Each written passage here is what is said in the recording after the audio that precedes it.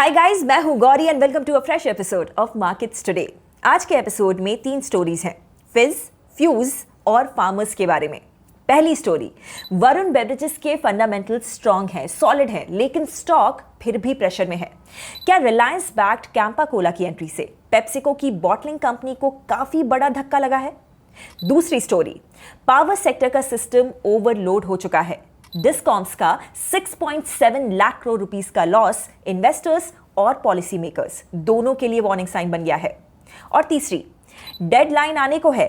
India US trade deal आखिर कहां पर अटकी हुई है? क्या यह डील अब ट्रेड से ज्यादा एग्रीकल्चर और पॉलिटिक्स का मुद्दा बन चुकी है? If that sound serious and it is, let's get straight into the stories. Varun beverages के नंबर्स सॉलिड हैं, double digit revenue growth, strong margins और एक्सपैंडिंग ग्लोबल फुटप्रिंट। तो फिर स्टॉक 29% नीचे क्यों है? सिंपल आंसर, मार्केट अब सिर्फ पास्ट परफॉर्मेंस नहीं देख रहा है, बल्कि फ्यूचर डिसरप्शन को भी प्राइस इन कर रहा है। And one big reason behind that concern is Reliance backed Campa Cola, जिसने इंडिया के फ्रिजी ड्रिंक सेगमेंट में एक साइलेंट शेकअप शुरू कर दिया है। तो आज बात करते हैं वरुण बेवरेजेस के ग्रोथ स्टोरी पर, कैंपा कोला के डिसरप्शन के इंपैक्ट के बारे में, और इन्वेस्टर पॉइंट ऑफ व्यू से क्या ये डिप एक अपॉर्चुनिटी है या warning sign. Let's start the story with the OG, Ravi Jaipuria, the man behind Varun beverages. Varun beverages outside of US PepsiCo का सबसे बड़ा बॉटलर है। 90s में रवि जयपुरिया ने थम्स अप छोड़ा, पेप्सी को उठाया, और तब से उनका डोमिनेंस इंडिया के कोला मार्केट में सॉलिड रहा है। बट अब बैटलफील्ड चेंज हो चुकी है with the entry of Campa Cola. 2022 में रिलायंस ने कैंपा कोला को ₹22 करोड़ में एक्वायर किया। लास्ट 2 इयर्स में कैंपा ने लो प्राइसेस, मास डिस्ट्रीब्यूशन और रीजनल टारगेटिंग के साथ एक full blown market grab start कर दिया है। जैसे आंध्रा में उन्होंने 200 ml बॉटल को 10 रुपए में इंट्रोड्यूस किया, जबकि पेप्सी ₹15 का था। और बूम, पेप्सी और कोक दोनों को अपने प्राइसेस कट करने पड़े। और रिलायंस का ये प्लेबुक फेमिलियर भी है। द बेस्ट एग्जांपल इज जियो, पहले प्राइस कट, फिर मास अडॉप्शन और फिर मार्केट लीडरशिप। अब वही मॉडल सॉफ्ट ड्रिंक्स में यूज हो रहा है, विद अ देसी brand and mass pricing backed by deep pockets. So what has been the impact? Well, Varun beverages के नंबर स्ट्रांग है, जैसा कि मैंने आपको बताया। कैलेंडर ईयर 2024 में वरुण बेवरेजेस के रेवेन्यू में 25% ग्रोथ थी और प्रॉफिट में भी 26% की growth, with healthy EBITDA margins of 24%। But past year में स्टॉक 29% फॉल हो चुका है, जो काफी कम है as compare to the Nifty FMCG which was down 4% और Nifty 50 which was up 6%। This is because अब इन्वेस्टर्स थोड़े कॉशियस हो गए हैं, क्योंकि कैंपा कोला ट्रेडिशनल गेम को डिसरप्ट कर रहा है। बट जयपुरिया भी रुकी नहीं है। He is saying India is still under penetrated और जितने नए प्लेयर्स आएंगे कैटेगरी उतनी ग्रो करेगी। Varun beverages already reaches 40 lakh outlets out of 1.2 crore FMCG outlets in India. मतलब अभी भी स्केल करने का रूम है। एंड बियॉन्ड पेप्सी भी उनका जो पोर्टफोलियो है वो काफी स्ट्रांग है। Sting, juices, water and even international markets जैसे कि south Africa and Congo. Still कुछ रिस्क हैं। 2024 में ROE 22% हो गया है एज कंपेयर टू 33% इन 2023, और मार्जिन्स पे प्रेशर बढ़ने वाला है as pricing war intensifies. Analysts के ओपिनियंस मिक्स्ड हैं। कुछ एनालिस्ट स्टॉक में 40% का अपसाइड देख रहे हैं, बट कुछ थोड़ा सा कंजर्वेटिव है और अर्निंग्स प्रोजेक्शंस अभी कम कट किए जा रहे हैं। तो यस, कैंपा कोला की एंट्री कोई ओवरनाइट डैमेज नहीं करने वाली, लेकिन प्राइसिंग प्रेशर, मार्जिन रिस्क और इन्वेस्टर सेंटिमेंट पे इंपैक्ट रियल है। वरुण बेवरेजेस के पास strong fundamentals, wide spread distribution और डाइवर्सिफिकेशन का एज है, लेकिन मार्केट अब ये देख रहा है कि वो इन डिसरप्शंस को कैसे टैकल करता है। नाउ हमारी जो सेकंड स्टोरी है उससे आपको लिटरली शॉक लग सकता है। इंडिया के इलेक्ट्रिसिटी डिस्ट्रीब्यूशन कंपनीज यानी कि डिस्कॉम्स कंट्री का 80% पावर सप्लाई करते हैं, लेकिन इनका total accumulated loss 6.77 lakh crore rupees तक पहुंच चुका है। That is 2% of India's GDP. और ये सिर्फ किसी एक कंपनी का फाइनेंशियल स्ट्रेस नहीं है, ये एक पब्लिक फाइनेंस इमरजेंसी बन चुकी है। पिछले 20 सालों में 4 अलग अलग फाइनेंशियल रीस्ट्रक्चरिंग स्कीम्स लॉन्च की गई। सबने प्रॉमिस किया कि ये वाला जो है ना वो लास्ट फिक्स होगा। स्पॉइलर अलर्ट, नहीं हुआ। FY23 में सिर्फ 13 आउट ऑफ 56 डिस्कॉम्स ने प्रॉफिट दिखाया। FY24 में 70 में से केवल 17, बाकी सब लॉसेस में। तो इश्यू है क्या एग्जैक्टली? वेल, डिस्कॉम से एक्सपेक्ट किया जाता है कि वो लो इनकम कंज्यूमर्स और फार्मर्स को सस्ती या फिर फ्री इलेक्ट्रिसिटी दें, पर साथ में प्रॉफिट भी बनाएं। मतलब मैथ्स ही मैच नहीं करता। ये कल्चर 1984 में स्टार्ट हुआ था तमिलनाडु से, जब MG रामाचंद्रन ने फार्मर्स को फ्री पावर देना स्टार्ट किया।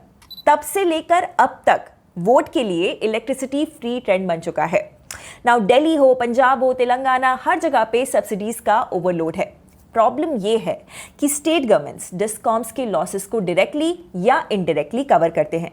FY23 में डिस्कॉम्स को 3.5 लाख करोड़ रुपीस की सपोर्ट दी गई। That is 40% of their revenue requirement. अब कमर्शियल कंज्यूमर्स जो कि ज्यादा बिल भरते हैं, green energy open access rules के बेसिस पे डायरेक्टली रिन्यूएबल एनर्जी खरीद रहे हैं without routing it through discoms.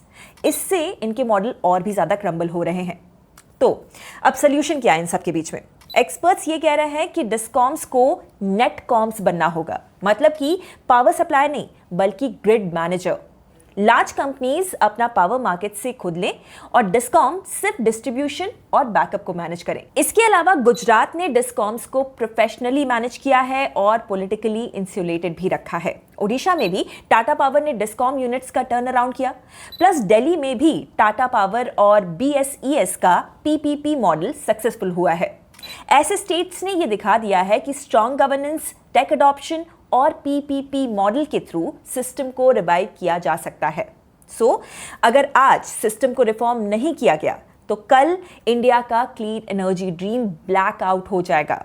Power sector को फिक्स करना अब ऑप्शनल नहीं रहा, अब एसेंशियल हो चुका है। अब तीसरी story is about the India US trade deal. India US के बीच एक मेगा ट्रेड डील की बात चल रही है जिसकी डेडलाइन 9 जुलाई है, पर अब तक डील पर बात नहीं बन पाई है।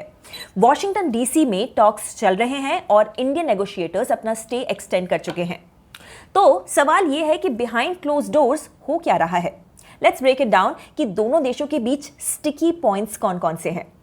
US की डिमांड क्लियर है, इंडिया अपना एग्रीकल्चर मार्केट खोले। वो चाहते हैं कि अमेरिकन प्रोडक्ट्स जैसे कि soya beans, corn, apples, dairy, ethanol सब पर टैरिफ्स कम हो और GM यानी कि जेनेटिकली मॉडिफाइड क्रॉप्स को भी एक्सेस मिले। पर India is not ready to compromise the Indian farming sector, क्योंकि भारत का एग्रीकल्चर सिर्फ एक इकोनॉमिक सेक्टर नहीं है, ये 50% पॉपुलेशन का लाइवलीहुड है। मिनिमम सपोर्ट प्राइस यानी कि MSP, फूड सिक्योरिटी और स्मॉल फार्मर्स का प्रोटेक्शन, ये सब गवर्नमेंट के लिए रेड लाइंस हैं। और सच ये है कि अगर US के हेविली सब्सिडाइज्ड प्रोडक्ट्स इंडिया में आते हैं तो इंडियन प्राइसेस क्रैश करेंगे, फार्मर्स हर्ट होंगे और पॉलिटिकल बैकलैश ऑलमोस्ट गारंटीड है। इसीलिए इंडिया टफ स्टैंड ले रहा है। पर सिर्फ एग्रीकल्चर ही इशू नहीं है, US के लिए इंडिया के 700 प्लस क्वालिटी कंट्रोल ऑर्डर्स भी इशू हैं।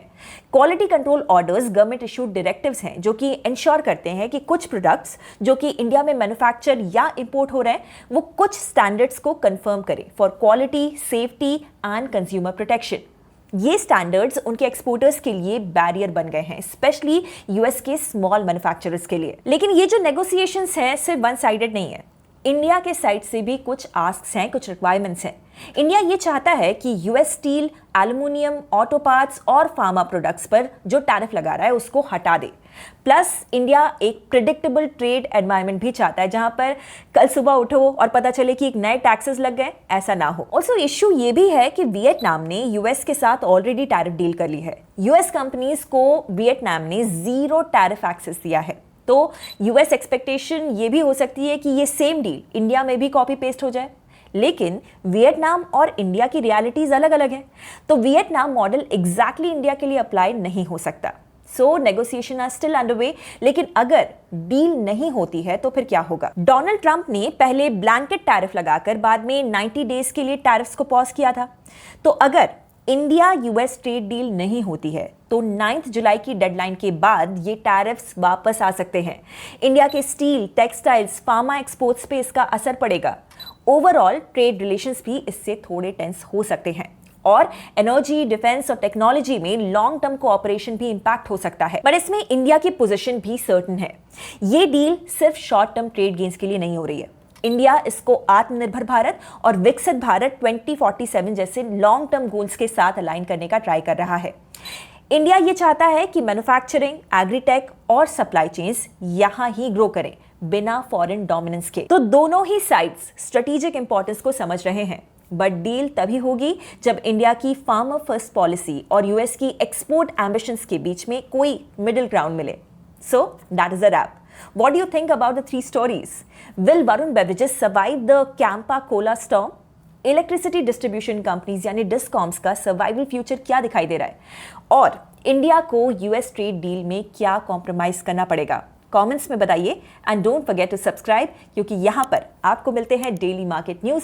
सी you in our next video. Investment in securities market are subject to market risks. Read all the related documents carefully before investing.